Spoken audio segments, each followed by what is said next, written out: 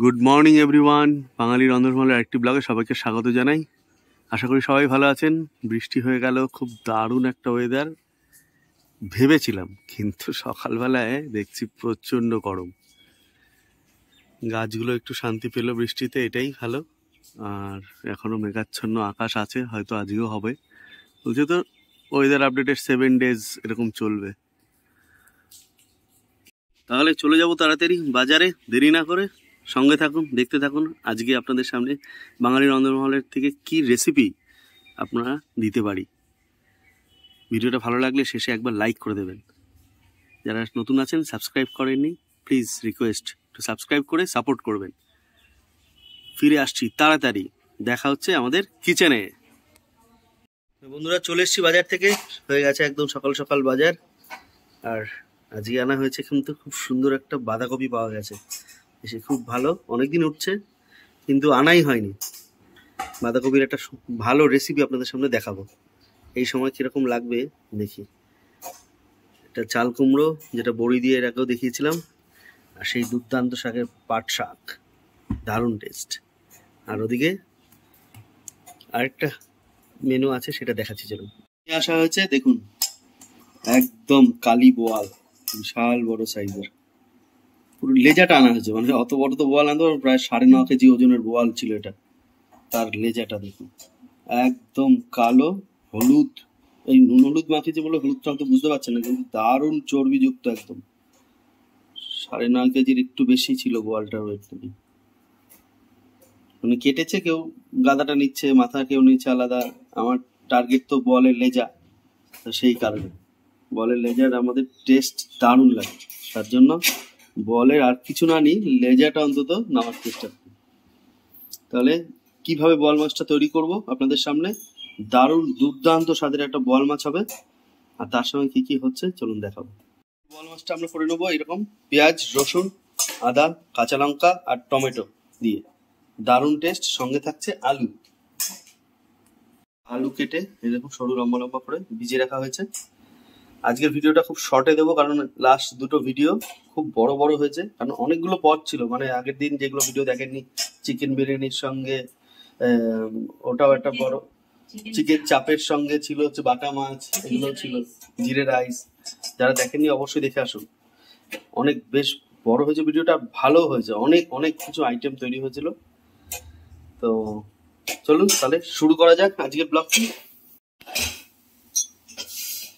দারুণ কিন্তু বোয়াল মাছটা, এসে দেখো, মানে পুরো এই যে এই জায়গাটা দেখো, এই জায়গাটা দেখো, বোঝা যাচ্ছে তেল হয়েছে। আর একটা এত বড় বাটি, পুরোটা মনে হচ্ছে এটা জুড়ে গেছে। লেজাটা না হয় এইভাবে কাটা থাকে, যে এত বড় বোয়াল, লেজাটা কেটে কেটে দিতে একটু, ওই যে ছিঁড়ে ছিঁড়ে মশলাটা ঢুকবে। আর আজকেরটা কিন্তু দারুণ সুন্দর একটা মশলা বোয়াল হবে, দেখাচ্ছি। যেটা নুন হলুদ মাখিয়ে রাখা হয়েছিল, তাতে দিয়ে দেওয়া হচ্ছে সর্ষের তেল। বোয়াল মাছ ফাটে ভীষণ, তাই তেল মাখিয়ে রাখলে সেই ফাটাটা ফাটে কম ফাটে। হ্যাঁ, একদমই বলো না যে ফাটে না, একবার ফাটলেই তখন বোঝা যায়।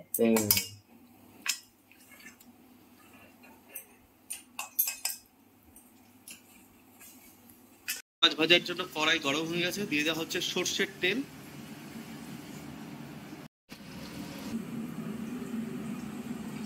এদিকে নিয়ে নেওয়া হচ্ছে বোয়াল মাছের যে মশলাগুলো, মিক্সি মেশিনে পেস্ট করে নেওয়া হবে। রসুন আর কি এটা করছো, আদা আর লঙ্কা, জিরে। আচ্ছা, এটা হচ্ছে জিরে।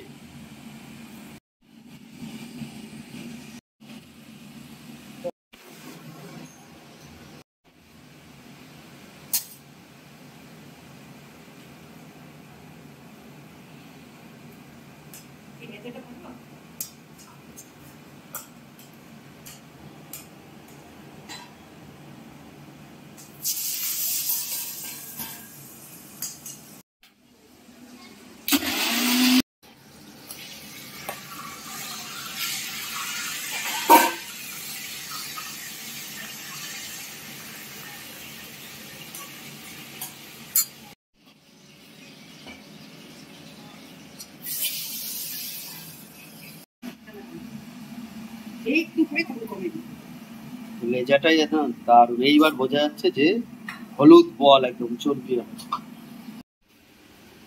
বাবা এখানে টুকটুক পড়তে বসেছে, ওর স্কুলে এখন সামার ভ্যাকেশন, তাই না? হ্যাঁ হ্যাঁ, আর সব লিখছে, হোমওয়ার্ক। এটা ভালো জায়গা, সবার নজরে সামনে।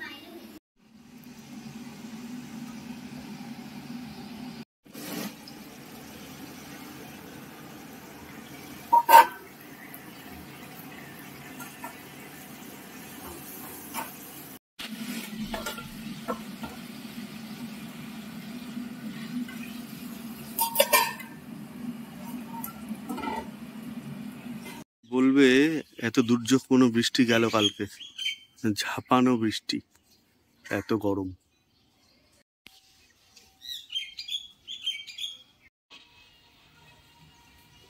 মেঘ প্রচুর, কিন্তু এত রোদের তাপ, কেউ না দেখলে কালকে বৃষ্টির ভিডিও বা কিছু বাইরে থেকে বুঝবেই না যে এখানে এত বৃষ্টি হয়েছে।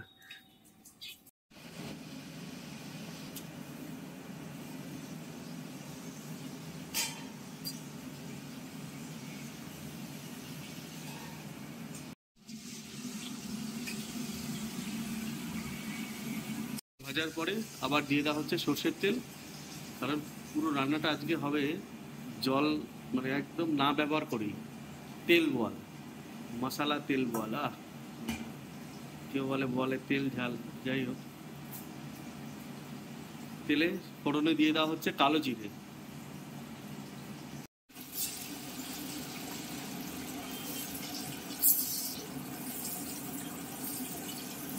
দিয়ে দেওয়া হচ্ছে হলুদ, এবার দিয়ে দেওয়া হচ্ছে লবণ,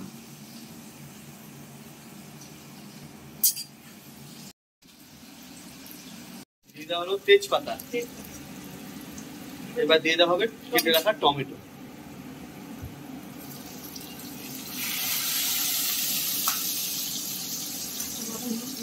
আরো একবার লবণ আর হলুদ স্বাদ অনুযায়ী দিয়ে দিতে হবে।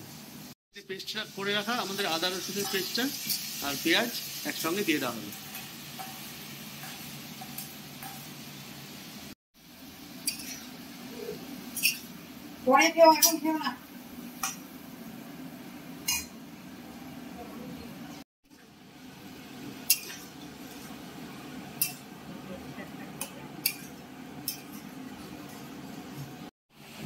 মশলাটা হয়ে এসছে, এবার দিয়ে দেওয়া হলো আমাদের ভেজে রাখা বোয়াল মাছগুলো।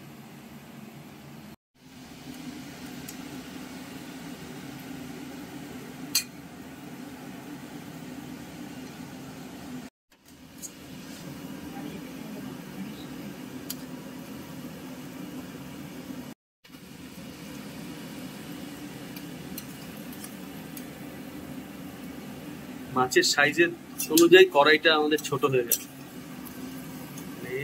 বড় কড়াইটাও ছোট হয়ে গেছে।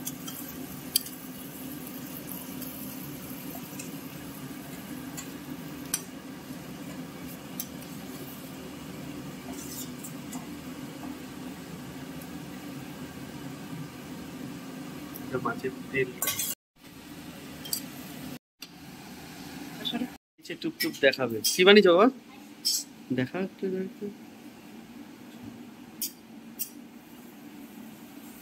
বাবা রে, ঠান্ডা, বন্ধ করে খাবো। ওয়াও, দারুণ তো। বাহ, এটা এখানে স্টিক গুজে দাওনি কেন? স্টিক গুজে দিয়ে যদি না খায় আমি কাপারে স্প্রিং বানিয়েছি। ও, খুব ভালো হয়েছে এটা।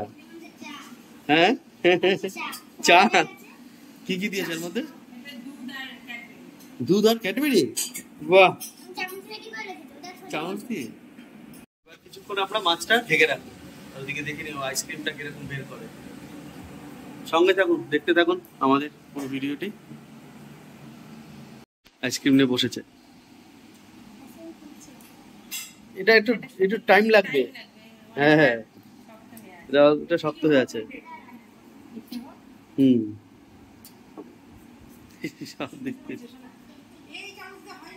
একটু টাইম নাও, একটু টাইম দাও বাবা, অত ঠান্ডা মুখে দিতে নেই। ও আবার একদিন ভালো করে বানাবো। হ্যাঁ, ক্যাডবেরিটা একটা ওরকমই টেস্ট হয়। কফি টেস্ট, চা না, ক্যাফাইন থাকে সেই কারণে। চলো।